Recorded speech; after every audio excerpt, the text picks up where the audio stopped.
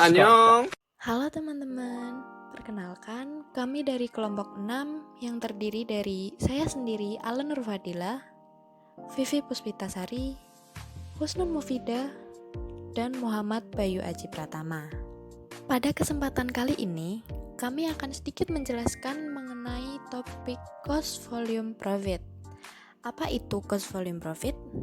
Analisis cost volume profit atau CVP merupakan alat yang digunakan dalam perencanaan dan proses pembuatan keputusan perusahaan. Karena analisis CVP menekankan keterkaitan antara biaya, unit yang dijual, dan harga. Analisis CVP juga digunakan untuk mengidentifikasi sejauh mana dan besarnya masalah ekonomi yang dihadapi suatu divisi dan untuk membantu menentukan solusi yang diperlukan. Analisis CVP juga dapat mengatasi banyak masalah lain, seperti jumlah unit yang harus dijual untuk mencapai break-even point, dampak pengurangan fixed cost tertentu pada break-even point, dan dampak kenaikan harga terhadap laba. Analisis CVP juga memungkinkan manajer untuk melakukan analisis sensitivitas dengan memeriksa dampak berbagai tingkat harga atau biaya terhadap laba. Nah, apa saja yang akan kita bahas hari ini? Yang pertama, ada break-even point dalam unit. Lalu ada break-even point dalam dolar atau rupiah. Yang ketiga, analisis cost volume profit untuk multi-product. Lalu ada representasi grafis dari hubungan cost volume profit. Yang kelima, perubahan dalam cost volume profit. Dan yang terakhir, analisis CVP atau cost volume profit dan perhitungan biaya berdasarkan aktivitas. Nah, langsung saja kita mulai dengan break-even point. Apa itu break-even point? Break-even point atau yang sering juga disebut dengan BEP adalah suatu keadaan di mana jumlah penjualan sama dengan jumlah biaya, atau keadaan di mana perusahaan tidak memperoleh laba dan tidak menderita kerugian. Juga dapat diartikan laba perusahaan sama dengan 0. Perhitungan BEP dapat dilakukan dalam bentuk unit maupun rupiah atau dolar. BEP dalam unit. BEP dalam unit menentukan jumlah unit yang harus dijual untuk mencapai titik impas atau break-even point, atau untuk menentukan keuntungan yang ditargetkan. Jika kita melihat analisis CVP dalam hal unit yang terjual, kita perlu menentukan komponen pendapatan, fixed cost, dan variable cost.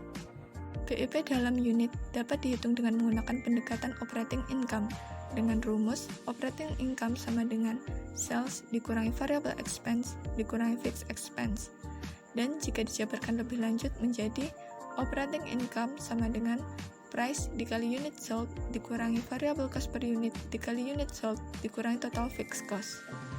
Contoh, suatu perusahaan memproduksi 1000 unit produk dengan harga masing-masing produk adalah $400. Sedangkan biaya variabel per unitnya adalah $325 dan biaya tetapnya adalah $45.000. Maka hitunglah BEP unit perusahaan tersebut.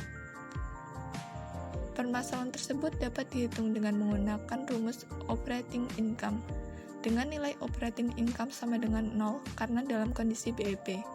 Jadi didapat 0 sama dengan $400 unit dikurangi $325 unit dikurangi $45.000. Unit sama dengan 600. Jadi, BEP unit perusahaan tersebut sebanyak 600 unit. BEP dalam unit juga dapat dihitung dengan menggunakan pendekatan kontribusi margin. Kita dapat lebih cepat menghitung BEP unit dengan kontribusi margin. Kontribusi margin adalah pendapatan dikurangi total biaya variabel, atau harga tiap unit dikurangi dengan unit variable cost, sehingga akan didapatkan rumus BEP unit sama dengan fixed cost dibagi unit contribution margin, atau BEP unit sama dengan fixed cost dibagi price dikurangi unit variable cost.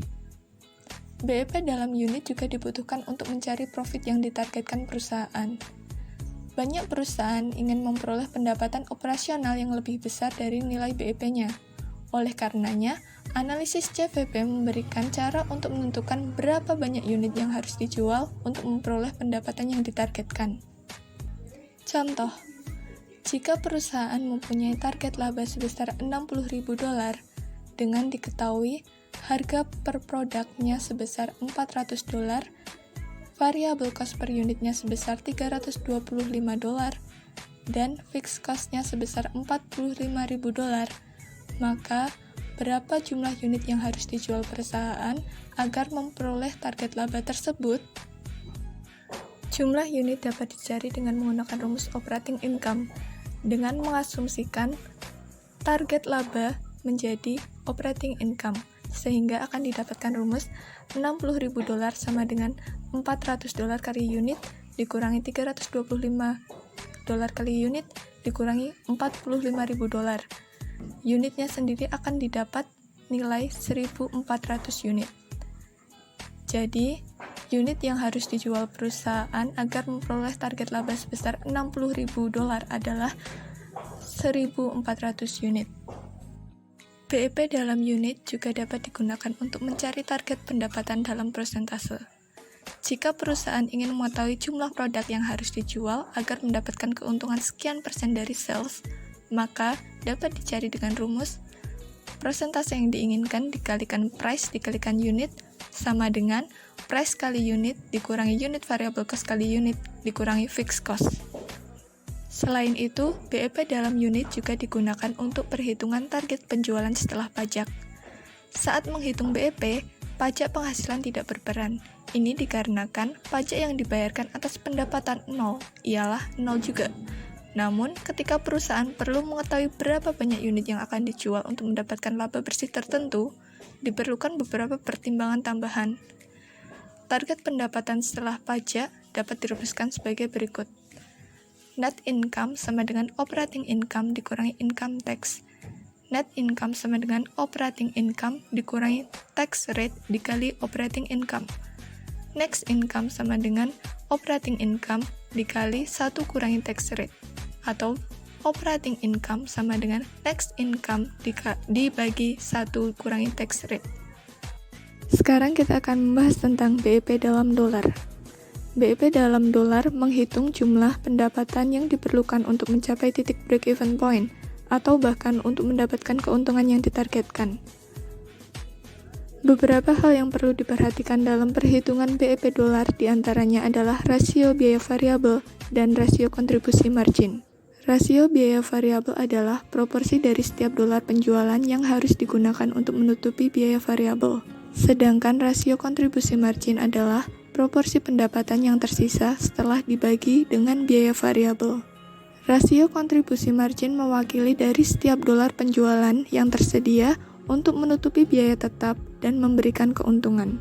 Kita dapat mencari rumus break-even dalam dolar dengan pendekatan break-even point unit, sehingga dapat dipaparkan rumus sebagai berikut.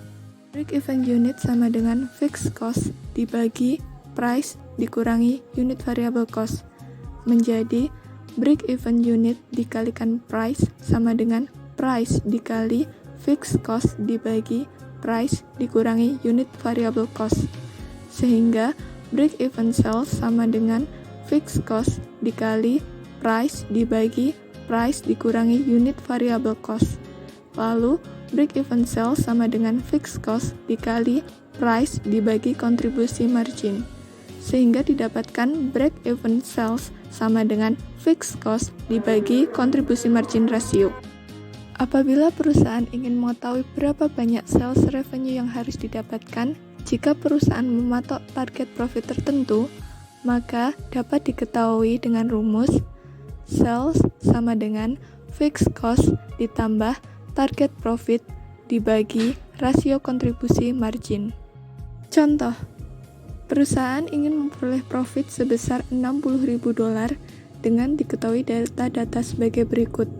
Sales sama dengan $400.000, variable expense sama dengan $325.000, dan fixed expense sama dengan $45.000. Perhitungan rasio kontribusi margin adalah selisih antara sales dengan variable expense dibagi dengan sales, sehingga mendapat nilai $75.000 dibagi $400.000. Sehingga rasio kontribusi margin adalah 18,75%. Rasio tersebut digunakan untuk perhitungan sales. dengan rumus sales sama dengan fixed cost ditambah target profit dibagi rasio kontribusi margin. Didapat nilai sales yaitu $560.000. Jadi, jika perusahaan ingin memperoleh profit sebesar $60.000, maka sales yang harus diperoleh perusahaan harus sebesar $560.000. Dari pemaparan materi di atas, berikut disajikan contoh soal beserta penyelesaiannya. Di sini terdapat laporan laba rugi dari sebuah perusahaan dengan beberapa pertanyaan yang tersedia. Penyelesaian yang pertama adalah BEP per unit diperoleh dari rumus fixed cost dibagi price dikurangi unit variable cost, yang hasilnya adalah 8.000 unit. Yang kedua, jumlah yang harus dijual agar profit $30.000.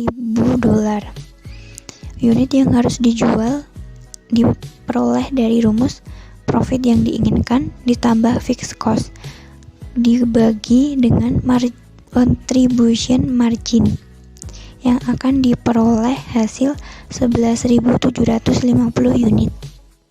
Penyelesaian ketiga, rasio kontribusi margin diperoleh dari rumus kontribusi margin dibagi fixed cost.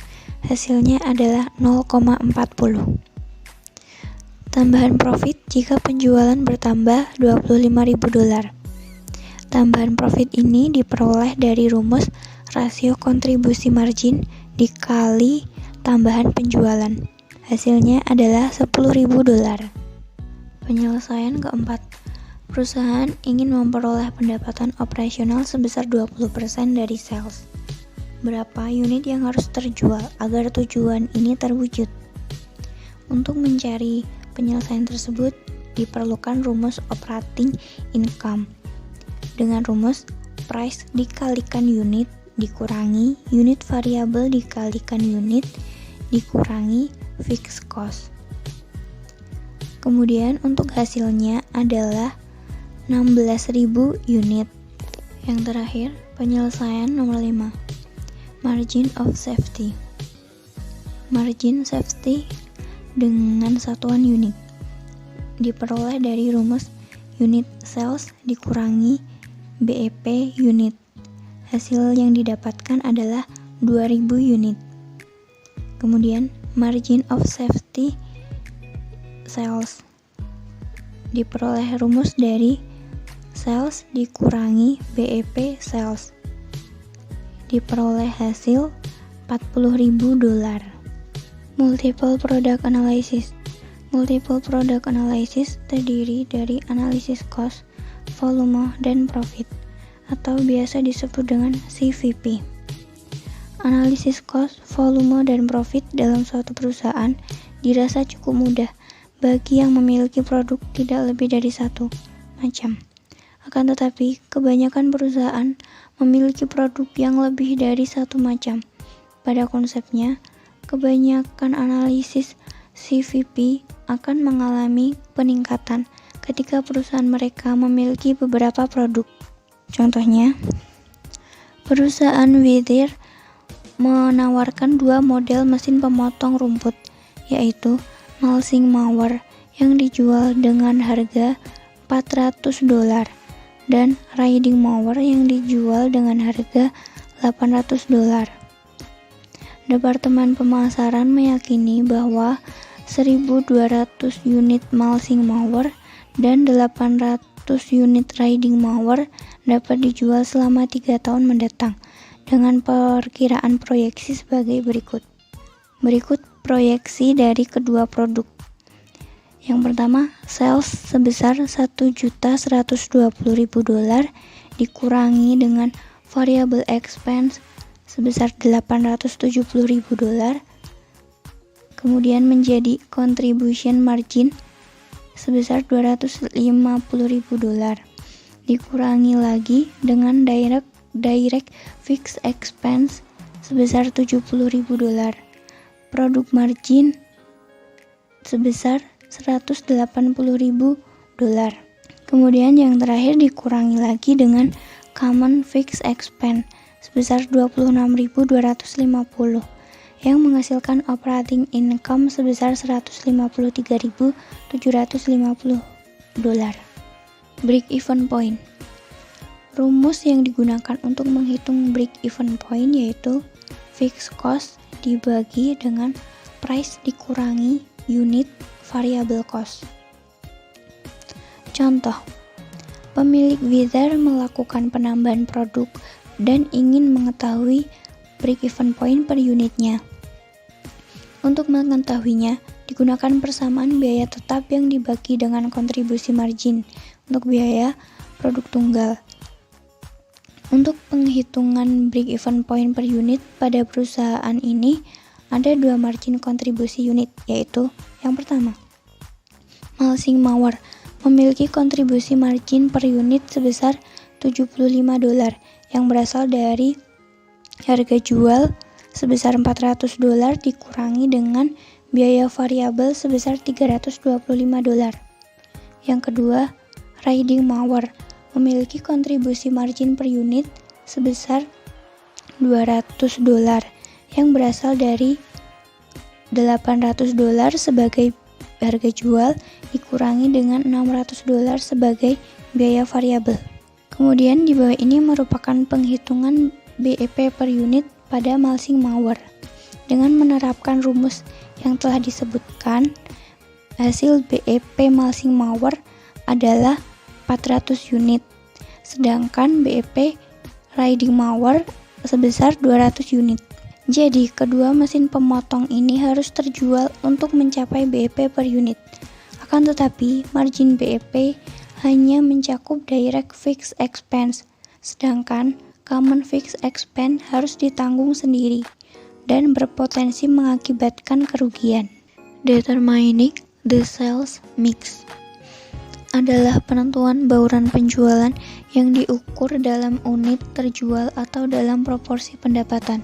Yang pertama, pengukuran dengan menggunakan unit terjual dilakukan dengan membandingkan langsung produk-produk yang dimiliki perusahaan. Contoh, perusahaan Wither berencana menjual 1.200 pieces Mulesing Mower dan 800 pieces Riding Mower. Maka bauran penjualannya adalah 1.200 dibanding 800 yang kemudian disederhanakan menjadi 3:2. Dari perhitungan di atas, diketahui bahwa setiap 3 Mulesing Mower yang terjual, ada 2 Riding Mower yang ikut terjual pula, dan dapat diibaratkan dengan setiap 5% mesin pemotong yang terjual memiliki proporsi 60% Mulesing Mower dan 40% Riding Mower. Kedua, pengukuran dengan proporsi pendapatan dapat dilakukan dengan mengalihkan harga jual produk dengan jumlah produknya. Berikut perhitungannya. Pendapatan Mulesing Mower telah diketahui yaitu sebesar 480.000 dolar. Kemudian pendapatan Riding Mower sebesar 640.000 dolar. Dari hasil pendapatan tersebut dikonversi ke dalam presentasi, yaitu untuk pendapatan Mulesing Mower sebesar 42,86% dan untuk Riding Mower sebesar 57,14%. Kemudian untuk analisis CVP menggunakan bauran penjualan yang dinyatakan dalam unit. Contoh, bauran penjualan 2:1 akan menentukan BEP dari 550 Mulesing Mower dan 275 Riding Mower. Total margin kontribusi yang dihasilkan adalah 75 dolar dikalikan 550. Kemudian 200 dolar dikalikan dengan 275 yang kemudian menghasilkan 250.000 dolar. Jadi, biaya yang diperoleh dari perhitungan di atas adalah 96.250 dolar. Sales mix dan CVP analysis. Untuk menentukan bauran penjualan tertentu, memiliki kemungkinan untuk melakukan konversi berbagai masalah produk ke dalam format CVP produk tunggal. Untuk analisis CVP dapat digunakan seolah-olah perusahaan hanya menjual satu produk. Namun, tindakan yang dapat mengubah harga produk individu itu mempengaruhi bauran penjualan karena konsumen mungkin lebih banyak atau lebih sedikit dalam membeli produk. Sejak Wither mengharapkan untuk menjual 3 mesin mulching mower untuk setiap 2 riding mower, itu dapat menentukan produk tunggal yang dijualnya sebagai paket berisi 3 mulching mower dan 2 riding mower. Untuk menggunakan pendekatan BEP in unit, harga jual paket dan biaya variabel per paket harus diketahui. Untuk menghitung nilai paket ini, bauran penjualan, harga produk individu, dan biaya variabel individu diperlukan. Perhitungan nilai paket dapat dihitung sebagai berikut. Yang pertama, mulching mower memiliki unit variable price seharga $400, unit contribution cost seharga $325, sales margin seharga $75, package unit contribution mix sebesar 3 dan marginnya adalah $225. Yang kedua, riding mower. Unit variable price-nya sebesar $800, unit contribution cost sebesar $600, sales margin sebesar $200, package unit contribution mix sebesar 2, dan hasil dari margin adalah sebesar $400. Kemudian package total dari kedua produk sebesar $625. Setelah diketahui package totalnya, maka perlu diketahui juga break-even package-nya yang diperoleh dari rumus fixed cost dibagi package contribution margin yang akan diperoleh hasil $96.250 dibagi $625 menghasilkan 154 package. Jadi, Wither harus menjual 462 mulching mower dan 308 riding mower untuk mencapai BEP. Berikut disajikan laporan laba ruginya. Sales dollars approach. Dengan laporan laba rugi di atas, bisa diketahui beberapa pendapatan penjualan yang harus diperoleh agar bisa BEP, yaitu dengan membagi total biaya sebesar $96.250 dengan rasio margin kontribusi dari 0,2232 yang didapat dari $250.000 dibagi $1.120.000. Break-even sales didapatkan dengan rumus fixed cost dibagi contribution margin ratio yang diperoleh dari $96.250 dibagi dengan 0,2232 yang akan menghasilkan $431.228. BEP in sales dollars ini secara implisit menggunakan bauran penjualan yang diasumsikan, tetapi menghindari persyaratan untuk membangun margin kontribusi paket. Berbeda dengan break-even point dalam unit. Jawaban atas pertanyaan CVP menggunakan sales dollar masih diekspresikan dalam ukuran ringkasan tunggal. Representasi grafis dari analisis cost volume profit. Representasi grafis dapat membantu manajer melihat perbedaan antara biaya variabel dengan pendapatan. Hal ini juga dapat membantu memahami tentang apa dampak peningkatan atau penurunan penjualan terhadap break-even point. Dua grafik dasar pada analisis cost volume profit yaitu yang pertama ada grafik profit volume, yang kedua ada grafik cost volume profit. Grafik profit volume. Secara visual, grafik ini menggambarkan hubungan antara keuntungan atau profit dengan volume penjualan. Grafik ini menggunakan persamaan operating income. Untuk lebih jelasnya, disajikan data sebagai berikut. Total fixed cost sama dengan $100, unit variable cost sama dengan $5, sedangkan harga atau price sama dengan $10. Maka didapat persamaan operating income yaitu $5 unit dikurangi $100. Pada grafik di samping, garis hijau menggambarkan hubungan antara profit dengan volume penjualan. Pada saat produk yang terjual sama dengan 0, maka perusahaan akan mengalami kerugian yang berasal dari biaya tetapnya, yaitu kerugian sebesar $100. Sedangkan jika unit terjual sebanyak 20 unit, maka perusahaan akan berada pada titik break-even point, di mana mereka tidak mengalami kerugian maupun profit. Sedangkan pada saat perusahaan menjual 40 unit produknya, maka mereka akan memperoleh profit sebesar $100 yang didapat dari perhitungan operating income, yaitu $5 dikali 40 unit dikurangi $100 yang hasilnya adalah $100. Grafik cost volume profit menggambarkan hubungan antara biaya, volume, dan juga profit. Untuk mendapatkan hubungan yang lebih rinci, maka perlu untuk membuat dua garis terpisah, yaitu garis total revenue dengan garis total cost. Kedua garis ini diwakili dengan dua persamaan, yaitu revenue sama dengan price kali unit, total cost sama dengan unit variable cost kali unit ditambah fixed cost. Dengan menggunakan data yang sama pada grafik profit volume, maka didapat revenue $10 unit dengan total cost $5 unit ditambah $100. Pada grafik di samping, garis lurus berwarna oranye menggambarkan fixed cost perusahaan, yaitu sebesar $100. Garis berwarna biru menggambarkan total revenue, sedangkan garis berwarna hijau menggambarkan total cost. Ketika garis total revenue berada di bawah garis total cost, maka area berwarna merah disebut area kerugian. Demikian pula ketika garis total revenue berada di atas garis total cost, maka area berwarna hijau muda merupakan wilayah keuntungan atau profit. Titik perpotongan antara garis total revenue dengan garis total cost disebut dengan break-even point. Pada gambar di samping, break-even point unit perusahaan adalah 20 unit dengan pendapatan $200. Asumsi pada analisis cost volume profit. Grafik profit volume dan grafik cost volume profit yang telah dibahas tadi mengandalkan beberapa asumsi penting.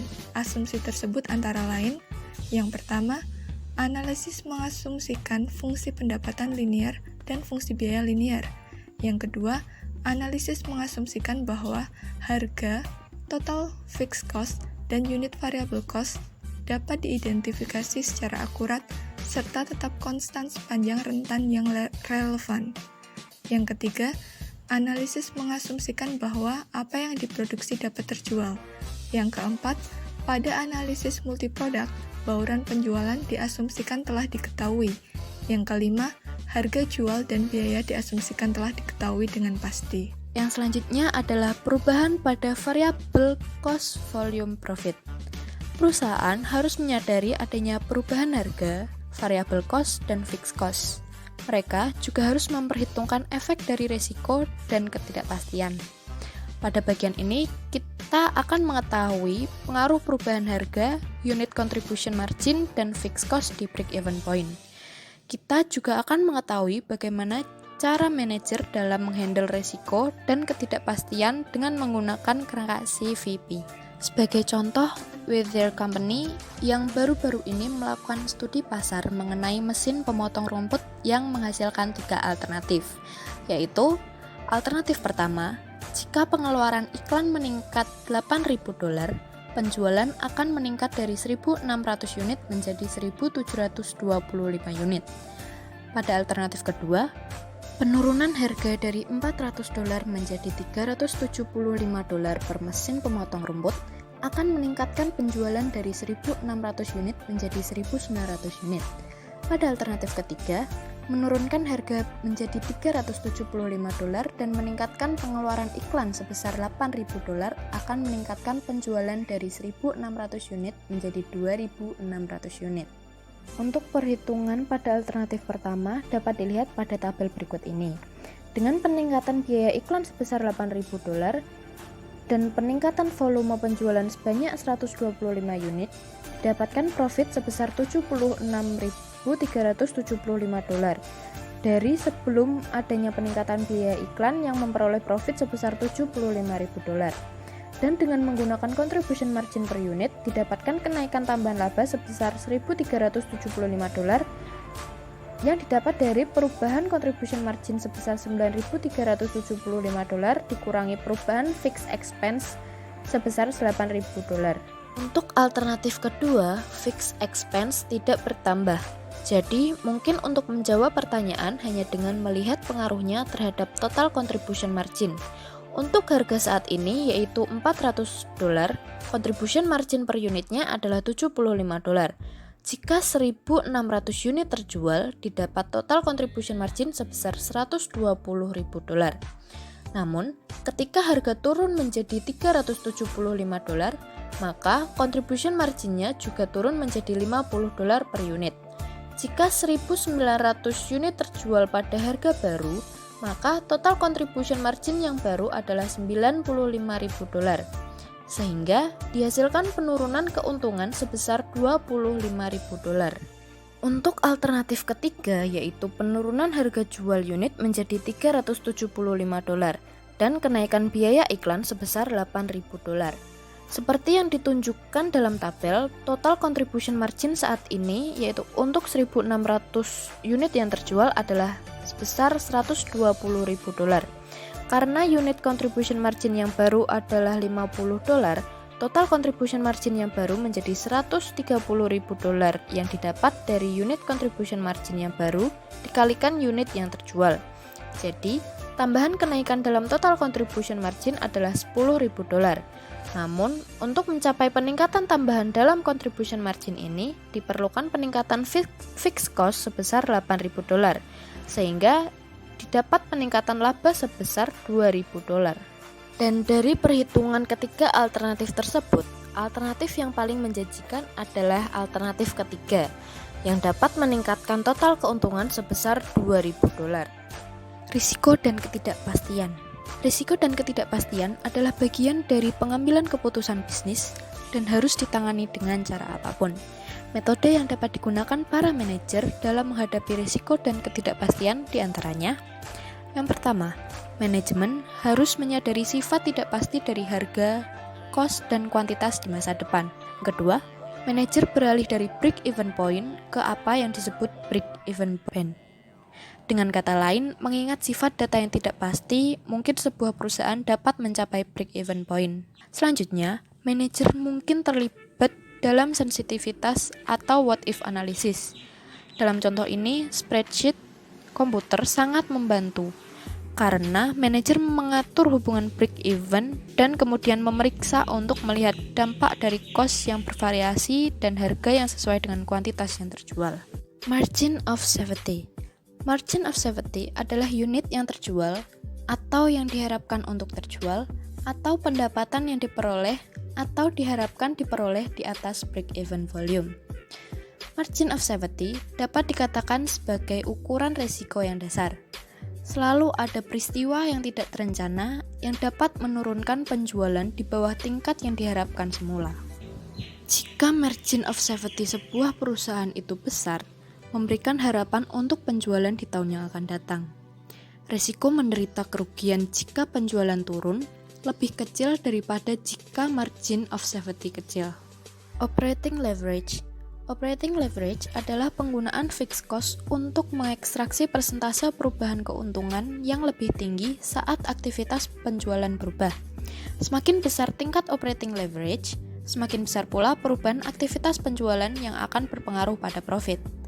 Tingkat operating leverage untuk tingkat penjualan tertentu dapat diukur dengan mengambil rasio contribution margin terhadap keuntungan sebagai berikut. Sebagai contoh, sebuah perusahaan berencana untuk menambah lini produk baru. Dalam penambahan ini, perusahaan dapat memilih untuk sangat bergantung pada sistem yang otomatis atau manual. Jika perusahaan memilih untuk menekankan otomatisasi daripada tenaga kerja, fixed cost akan lebih tinggi dan unit variable cost akan lebih rendah. Data yang relevan untuk tingkat penjualan 10.000 unit adalah sebagai berikut. Dari data tersebut, diperoleh tingkat operating leverage untuk sistem otomatis adalah 4, sedangkan tingkat operating leverage untuk sistem manual adalah 2. Lalu, apa yang terjadi pada keuntungan di setiap sistem jika penjualan meningkat 40%? Dari laporan laba rugi berikut, diketahui profit untuk sistem otomatis akan meningkat sebesar $200.000 yang diperoleh dari operating income setelah peningkatan penjualan dikurangi operating income sebelum peningkatan penjualan. Dalam sistem manual, keuntungan meningkat hanya $80.000. Sistem otomatis memiliki persentase peningkatan yang lebih besar karena memiliki tingkat leverage operasi yang lebih tinggi. Dalam memilih di antara kedua sistem, pengaruh operating leverage adalah bagian informasi yang berharga. Seperti yang diilustrasikan oleh peningkatan penjualan sebesar 40%, efek ini dapat membawa manfaat yang signifikan bagi perusahaan. Namun, efeknya adalah pedang bermata dua. Saat penjualan menurun, sistem otomatis juga akan menunjukkan persentase penurunan yang jauh lebih tinggi. Break-even point untuk sistem otomatis adalah 7.500 unit, sedangkan break-even point untuk sistem manual adalah 5.000 unit. Dengan demikian, sistem otomatis memiliki risiko pengoperasian yang lebih besar. Peningkatan risiko tentu saja memberikan potensi tingkat keuntungan yang lebih tinggi. Berikut merupakan perbedaan relatif antara sistem manual dan otomatis dalam kaitannya dengan beberapa konsep CVP. Sensitivity Analysis and CVP. Analisis sensitivitas adalah teknik what if yang memeriksa dampak dari perubahan asumsi yang mendasari jawaban. Dalam contoh sebelumnya tentang operation leverage, sebuah perusahaan menganalisis dampak penggunaan sistem otomatis versus manual. Perhitungan pada dasarnya dilakukan by hands dan terlalu banyak variasi tidak praktis. Dengan menggunakan kekuatan komputer atau spreadsheet, akan mudah untuk mengubah harga jual dengan asumsi terkait tentang kuantitas yang terjual. Pada saat yang sama, variabel cost dan fixed cost dapat disesuaikan. Analisis sensitivitas juga dapat memberikan manajer perasaan sejauh mana variabel perkiraan yang buruk akan mempengaruhi hasil. CVP Analysis dan Activity Based Costing. Dalam CVP Analysis dibagi menjadi dua kategori, yaitu variable cost dan fixed cost.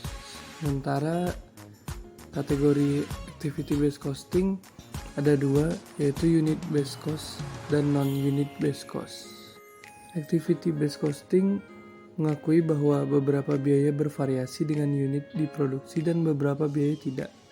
Non-unit based cost ditetapkan sehubung dengan perubahan volume produksi. Kemudian activity based costing juga berpendapat bahwa banyak biaya berbasis non-unit berbeda satu sama lain antara driver activity-nya. Lalu kenapa perlu menggunakan activity based costing lagi sementara ada CVP analysis? Jadi di sini penggunaan activity based costing tidak berarti bahwa analisis CVP tidak berguna. Bahkan menjadi lebih bermanfaat karena memberikan wawasan yang lebih akurat tentang perilaku biaya. Wawasan ini menghasilkan keputusan yang lebih baik. Dalam cost volume profit analysis, kita harus menyesuaikan sesuai dengan kebutuhan dan dimodifikasi dengan activity based costing. Nah, untuk mengilustrasikan, kita dapat mengasumsikan bahwa biaya perusahaan dapat dijelaskan dengan 3 variabel. Variabel yang pertama yaitu a unit level activity driver, unit sold, unit yang terjual. Yang kedua, a batch level activity driver, yaitu number of setup. Dan yang ketiga, a product level activity driver, yaitu engineering hour. Berikut adalah rumus total cost, yaitu fixed cost ditambah dengan 3 variabel tadi, yaitu number of units, setup cost, dan engineering of hours. Kemudian ada operating income, rumusnya itu total revenue dikurangi total cost. Kemudian ada break even units, yaitu rumusnya fixed cost ditambah setup cost dikali number of setup ditambah engineering cost kali number of engineering hours dibagi dengan price dikurang unit variable cost. Kemudian ada perbedaan activity based costing dan CVP analysis. Nah, dalam perbedaannya yang pertama yaitu biaya tetap yang berbeda. Kemudian yang kedua ada numerator of activity based costing break-even equation memiliki 2 non-unit variable cost. Yang pertama batch related activity, yang kedua product sustaining activities. Kemudian perbedaannya adalah dalam activity based costing system itu bertujuan untuk meningkatkan akurasi informasi biaya. Kemudian mendesak untuk diimplementasikan pada kondisi persaingan yang semakin ketat. Pada perusahaan dengan overhead cost tinggi dan tentunya untuk perusahaan yang menghasilkan ragam produk yang lebih dari satu. Sedangkan CVP analis dia merupakan suatu pembentukan planning ke depan untuk menjawab berbagai skenario. Apa jika misal apa yang terjadi bila laba jika jumlah pengaturan dikurangi, atau apa yang terjadi jika laba, dan lain sebagainya. Dan ini kita dapat melihat contoh dari compare antara konvensional dan activity based costing analysis seperti yang kita lihat pada sebelum TS ya. Lanjut, kemudian untuk batch level activity driver tadi levelnya adalah 20 setup. Kemudian untuk the product level variable levelnya 1000 engineering hours. Kemudian apa sih persamaan dari activity based costing dan analisis CVP ini? Nah, persamaannya adalah sama-sama untuk merepresentasi dari perilaku biaya yang mendasari dan dapat memberikan wawasan strategis yang penting. Jadi untuk melihat ini kita dapat menggunakan data yang sama dan dapat menggunakan aplikasi yang berbeda sehingga kita dapat mengcompare antara activity based costing dengan cost volume profit.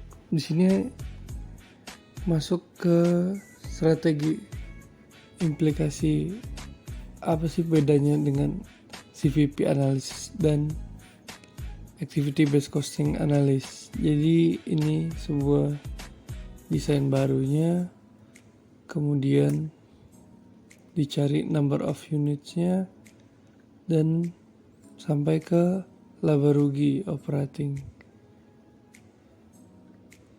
Kemudian melihat desain baru tersebut, presiden perusahaan menyetujui new design. Tetapi setahun kemudian presiden perusahaan tersebut menemukan bahwa peningkatan pendapatan yang diharapkan itu tidak terwujud. Nyatanya malah kerugian dialami. Mengapa begitu? Karena pada saat menggunakan strategi yang tadi itu tidak menggunakan pendekatan analysis based costing, sehingga kurangnya akurasi dalam penyusunan biaya. Kemudian kita dapat melakukan mencari total cost dengan mengurangi engineering support, kemudian meningkatkan cost setup-nya agar perusahaan berjalan dengan baik.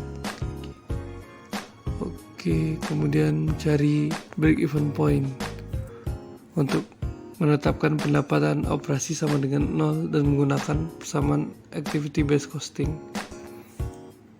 Setelah melihat strategi yang tadi, kita sama-sama bertanya bagaimana para engineer bisa begitu melenceng dari strategi yang mereka harapkan. Tidakkah mereka tahu bahwa desain baru akan meningkatkan biaya setup cost dan engineering support? Nah, jadi mereka mungkin menyadari peningkatan kedua variabel ini, tetapi persamaan biaya konvensional mengalihkan perhatian dari mencari tahu seberapa besar sih dampak perubahan pada variabel tersebut. Nah, informasi yang disampaikan oleh persamaan konvensional kepada para engineer memberikan kesan bahwa setiap pengurangan biaya tenaga kerja tidak mempengaruhi bahan atau overhead variabel, akan mengurangi biaya total karena perubahan tingkat aktivitas tenaga kerja tidak akan mempengaruhi fixed cost.